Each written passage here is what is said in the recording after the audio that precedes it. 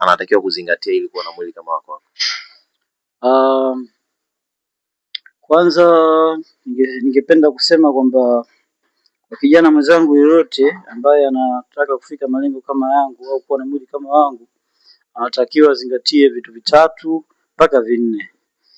Tukianza na cha kwanza, training. Nikizungumzia training, mtu anatakiwa train intensively. Train intensively inakuwa ni vipi?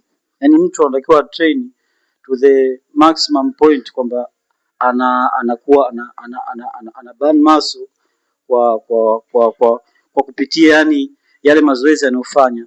Kwa mfano kama labda mtu anafanya mazoezi ya chest in a particular day, labda anatakiwa train chest katika zile superset zake, asiruke zoezi, asitegee.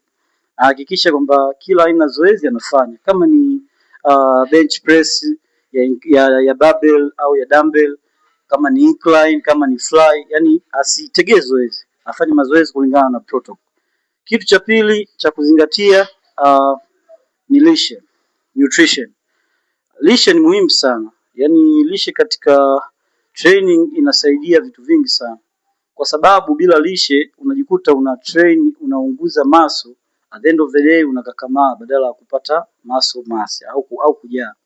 So lishe ni muhimu, na katika yale makundi ya vile vyakula anatakiwa apate high protein. Yani protein ndio muhimu katika muscle growth, kwamba lazima tupate source za protein. Mtu ale sana mayai ya kienyeji, haijalishi ya kienyeji, ya kizungu, ale sana kuku, maziwa, samaki, vitu kama hivyo. Lakini pia bila kusahau carbohydrates. Carbohydrates muhimu kwa sababu inakupa energy. Unajua ukija gym lazima umenyane na vitu vizito. So ukila carbs, yani moderate carbs, usile high, moderate, inakusaidia upate energy ya kuja kupush vile vitu vizito. Kitu cha tatu cha kuzingatia ni adequate and quality sleep. Nikizungumzia adequate and quality sleep, apate muda wa kupumzika ambao ni mrefu, usiopungua masaa 8. Kwamba mtu anapo train anajua kwamba amechoma sana muscle. Ili muscle ikue na ipate recovery ya kutosha, lazima tupate muda wa kupumzika. So hiyo pia ni essential muhimu sana ya kuzingatia katika muscle growth. Lakini kitu cha mwisho kabisa ambacho pia ni muhimu lakini sio muhimu sana ni supplement. Supplement itakusaidia wewe kufikia malengo ambayo kwa vyakula vya kawaida sio rahisi kuyapata.